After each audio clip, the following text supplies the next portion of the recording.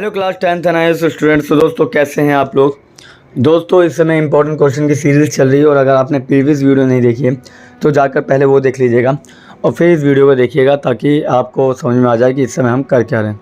ठीक है, तो इससे पहले वाले वीडियो में आप लोगों ने देखा कि मैंने कुछ इंपॉर्टेंट क्वेश्चन कराए थे। इस समय मैं तकरीबन सारे के सारे जो भी ऑन डिमांड या फिर पब्लिक एग्ज़ाम में पूछे जा सकते हैं उन क्वेश्चंस पे हम क्या कर रहे हैं, प्रैक्टिस कर रहे हैं। ठीक है, मैं चाहूँ तो चैप्टर भी लेकर आ सकता हूँ मगर चैप्टर का फ़ायदा नहीं है। चैप्टर का फ़ायदा इसलिए नहीं है क्योंकि आप सब जानते हैं, क्योंकि आप लोगों का एग्ज़ाम ऑन डिमांड या तो इस महीने शुरू हो चुका है या फिर कुछ लोगों का पब्लिक एग्ज़ाम अगले महीने, ठीक है, अक्टूबर में।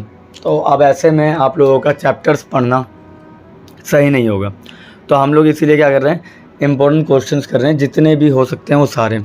अगर आप लोगों को PDF चाहिए इस सब्जेक्ट की, ठीक है, ये वाली PDF चाहिए तो आप लोग हमारे व्हाट्सएप ग्रुप को ज्वाइन करके भी ले सकते हैं।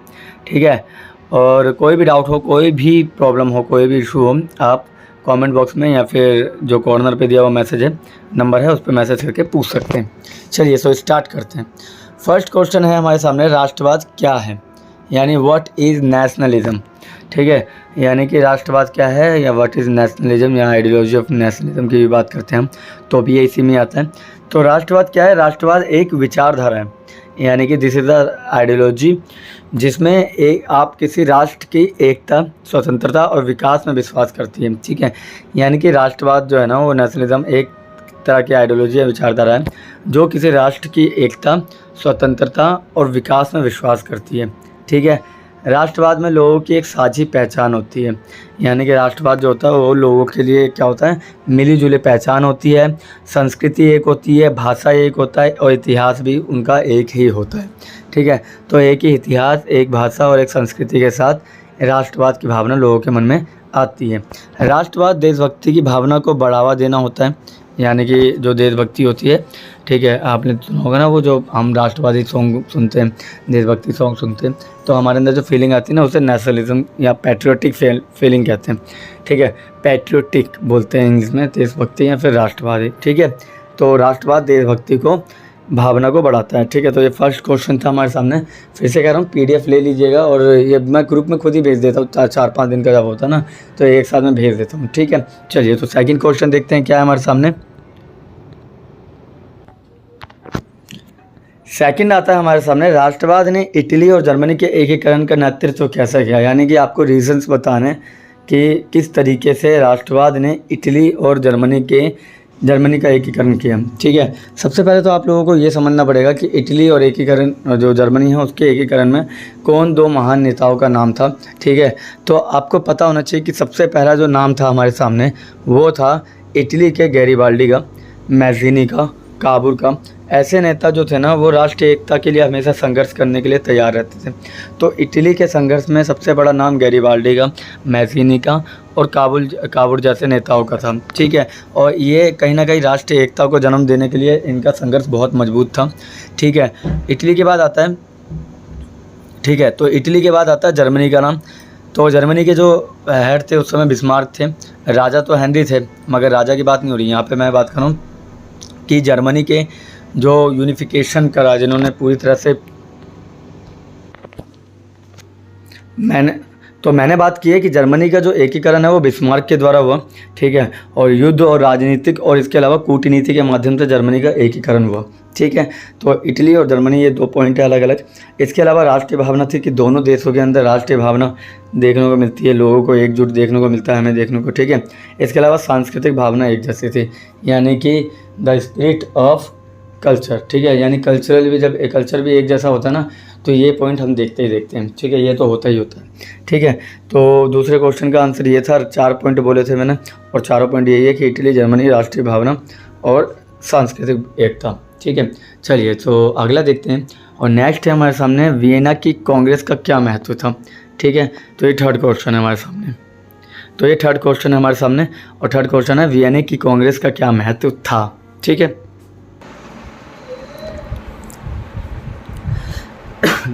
आप सभी को बता दूं कि मेरी फ़िलहाल तबीयत ठीक नहीं है और इसीलिए मेरी आवाज़ ढंग से नहीं आ रही होगी। आप सबको बता दूं कि फ़िलहाल मेरी आवाज़ ठीक नहीं आ रही होगी क्योंकि मेरी तबीयत ठीक नहीं है और आवाज़ बैठी हुई है। तो इसीलिए मैं थर्ड क्वेश्चन मतलब इसलिए मैं क्वेश्चन थोड़े कम लेकर आया हूँ ताकि आपको आवाज़ की प्रॉब्लम ना हो। ठीक है, तो हम कम बनाएंगे मगर अच्छा बनाएंगे। और मैंने कहा ना कंटिन्यू पढ़ाई करो, भले 5 क्वेश्चन रोज़ करो, मैं गारंटी दे रहा हूँ आप लोग पास हो जाएंगे। ठीक है, जैसे कि और मेरी 5 क्वेश्चन की अगर आप लोग वीडियो रोज़ देख रहे हो ना, फिर भी कह रहा हूँ मैं, फिर भी आप पास हो जाएंगे। ठीक है, थर्ड क्वेश्चन है वियना की कांग्रेस का क्या महत्व था। यानी कि थर्ड क्वेश्चन है वियना की कांग्रेस का क्या महत्व था। वियना जो आपने देखा होगा ना, ऑस्ट्रिया और वियना है ना, 2 कंट्री के बारे में बात की थी फर्स्ट वर्ल्ड वॉर में। तो वियना की कांग्रेस, वियना की जो कांग्रेस पार्टी है उसका क्या महत्व था, क्या दबदबा था। तो पहले तो है नेपोलियन युद्धों के बाद यूरोप में शांति स्थापित करने के लिए आयोजित सम्मेलन। यानी कि नेपोलियन ने क्या किया, नेपोलियन ने, हम सब जानते हैं नेपोलियन कौन है, नेपोलियन बोनापार्टा बोलते हैं। और बोनापार्ट जो थे ना, नेपोलियन बोनापार्टा या बोनापार्ट, वो फ्रांस के क्या बनते हैं, फ्रांस के लास्ट तानाशाही राजा बनते हैं, या राजा कह सकते हैं या फिर प्रेसिडेंट बनते हैं, जो भी आपको कहना है वो कह सकते हैं हम। ठीक है, तो वियना की कांग्रेस का ये महत्व था कि नेपोलियन युद्धों के बाद यूरोप में शांति स्थापित करने के लिए इसने वियना में सम्मेलन कराया। दूसरा, यूरोप का नया मानचित्र बनाया गया। तीसरा है राष्ट्रवाद के विकास को सीमित करने का प्रयास किया गया। और चौथा है शक्ति संतुलन स्थापित करने का प्रयास किया गया। ठीक है, तो ये चारों पॉइंट आप कर लीजिएगा। ठीक है, इम्पोर्टेंट है और आसान भी है। चलिए, सो फोर्थ क्वेश्चन देखते हैं। फोर्थ क्वेश्चन है हमारे सामने फोर्थ, कि राष्ट्रवाद ने ऑटोमन साम्राज्य के विघटन में कैसे योगदान दिया। ठीक है, यानी कि राष्ट्रवाद जो है उसने ऑटोमन साम्राज्य को किस तरीके से बर्बाद कर दिया। तो पहला तो है कि विभिन्न राष्ट्रीयता। ऑटोमन साम्राज्य कई सारे देशों से मिलकर बना था, मतलब छोटे छोटे क्षेत्रों से मिलकर बना था। इसलिए वहाँ पे हम देखते हैं कि वहाँ पे वहाँ पे लोगों के बीच में ना राष्ट्रवाद की भावना बहुत देर से पनपी, और पनपती भी क्यों, आप खुद मानिए। अगर यूपी, बिहार, बंगाल, आज सबके लिए राष्ट्रवाद की भावना कब आती है, जब वो इंडिया या भारत का नाम सुनते हैं। ठीक है, वरना फिर उसके नीचे क्षेत्रीयवाद की बात आ जाती है। तो यहाँ पे भी अलग अलग क्या होता है, क्षेत्रीयवाद फैल रहे थे। ठीक है, तो राष्ट्रीय तो था ही नहीं उनके लिए। अगला था राष्ट्रीय आंदोलन। इन राष्ट्रीयताओं ने स्वतंत्रता के लिए आंदोलन चलाए। ठीक है, यानी कि यहाँ पे स्वतंत्रता के लिए आंदोलन चलाए जा रहे थे, और इसीलिए ऑटोमन साम्राज्य बर्बाद होने पे आ गया था राष्ट्रवाद की भावना के कारण। और इसी के बाद हम देखते हैं प्रथम विश्व युद्ध में ऑटोमन साम्राज्य की हार ने उसके विघटन में योगदान दिया।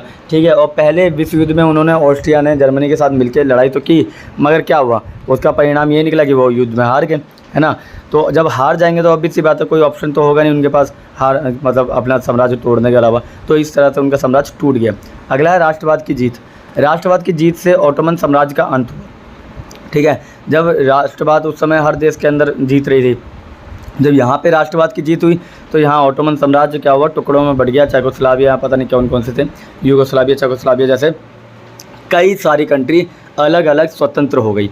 ठीक है, तो ये था फोर्थ क्वेश्चन। चलिए लास्ट क्वेश्चन देखते हैं, फिफ्थ क्या है हमारे सामने। फिफ्थ क्वेश्चन है हमारे सामने, सांस्कृतिक राष्ट्रवाद और राजनीतिक राष्ट्रवाद से क्या क्या अर्थ है। देखिए मैं आपको फिर से बताऊं, इतने इम्पोर्टेंट और इतने टफ क्वेश्चन मैं जो लेकर आता हूं कभी कभी, मैं आपको बताऊं आपके पेपर इतने टफ नहीं होते, क्योंकि मैंने उसे खुद डीप एनालाइज़ किया है। और डीप एनालाइज़ करने के बाद मुझे पता चला कि आपके पेपर जो है ना, वो मोस्ट रिपीटेड क्वेश्चन से ही आते हैं। बट क्या करते हैं आप लोग, आंसर गलत तरीके से लिखते हैं। या तो पॉइंट्स में लिखेंगे, या पैराग्राफ में लिखेंगे, या फिर पॉइंट्स लिखेंगे तो कम पॉइंट्स लिखेंगे, या फिर पॉइंट्स में लिखेंगे तो उसमें क्लियरिटी नहीं होती है, स्पेलिंग मिस्टेक होती है, बहुत सारी राइटिंग भी बहुत लोगों की यहाँ पे ख़राब होगी। ठीक है, तो ये सब कारण हैं जिसकी वजह से आप लोग SYC लेकर बैठे, या फिर आप लोग NIS में हैं। तो NIS इतना टफ़ नहीं है जितना टफ़ बना दिया है, और लगता है सबको कि ये पास होना बड़ा मुश्किल है। कुछ मुश्किल नहीं है भाई। इस बार ऑन डिमांड वालों को एग्ज़ाम देकर आए, पूछ लीजिएगा कि पेपर आसान था। क्यों आसान नहीं था, पेपर तो वैसे ही था, बट इस बार वो क्या था, उनके पास कोई ऑप्शन नहीं था पास होने के अलावा, तो उन्होंने ढंग से पढ़ाई की है और वही उनके पेपर में आया। ठीक है, तो अब ये वाला क्वेश्चन देख लीजिए, सांस्कृतिक राष्ट्रवाद, जैसे इंग्लिश में बोलता है कि cultural patriotism and political patriotism में क्या अंतर है, या फिर कल्चरल नेशनलिज्म और पॉलिटिकल नेशनलिज्म में क्या डिफरेंस है। तो इस तरह के क्वेश्चन नहीं पूछे जाते हैं, मगर फिर भी मैं बना के लाता हूँ। क्यों? क्योंकि हो सकता है भाई कहीं टफ पेपर बन जाए तो इस तरह के क्वेश्चन पूछ लिए जाए, है ना, इसलिए लेकर आता हूँ। चलिए, सो आंसर है सांस्कृतिक राष्ट्रवाद का मतलब ये होता है कि किसी राष्ट्र की साझा सांस्कृतिक, भाषा और इतिहास पर आधारित राष्ट्रवाद। ठीक है, यानी कि किसी, जैसे हमारा भारत है, भारत की भाषा एक हो जाए, उनका इतिहास एक हो जाए, हम लोगों का रहन सहन खान पान एक जैसा हो जाए, तो ये सांस्कृतिक राष्ट्रवाद कहलाएगा। ठीक है, कल्चरली हम लोग नेशनलिस्ट कहलाएंगे। बट मैं बात करता हूँ पॉलिटिकल नेशनलिस्ट की, तो इसमें होता है किसी राष्ट्र की राजनीतिक एकता और स्वतंत्रता पर आधारित राष्ट्रवाद होता है। ठीक है, यानी कि political unity and independent of मतलब ये मान लो कि इस राष्ट्रवाद के अंदर, इस नेशनलिज्म के अंदर कि एक तो आज़ादी मिल जाती है और दूसरा पॉलिटिकल पावर सबको मिल जाती है और यूनिटी मिल जाती है। ठीक है, और द लास्ट पॉइंट इज़ सांस्कृतिक राष्ट्रवाद अधिक व्यापक होता है, जबकि राजनीतिक राष्ट्रवाद अधिक विशिष्ट होता है। यानी कि जब हम सांस्कृतिक राष्ट्रवाद की बात करते हैं ना, तो याद रखिएगा कि सांस्कृतिक राष्ट्रवाद हमेशा बहुत ज़्यादा क्या होता है, स्ट्रॉन्ग होता है। जैसे फॉर एग्जांपल तुम्हारी मम्मी गांव की भाषा बोलती हैं, तो वो अपने क्षेत्र, अपने राष्ट्र से जुड़ी हुई हैं। ठीक है, अब वो बाहर भी चली जाएंगी ना, तो भी वो उसी तरह की लैंग्वेज यूज़ करेंगी। मगर पॉलिटिकल में इतना वो नहीं होता। पॉलिटिकल में तो उसको अगर स्वतंत्रता कहीं और मिलेगी, वो वहाँ जाके रह लेगा, मगर समझ में आ रहा है। मैं कह रहा हूँ कल्चरल से कोई भी समझौता नहीं करता। कल्चर जो है ना, उनका कल्चर है, वो कोई नहीं बदलना चाहता। ठीक है, तो इस तरह से आपके टॉप 5 क्वेश्चन ख़त्म होते हैं।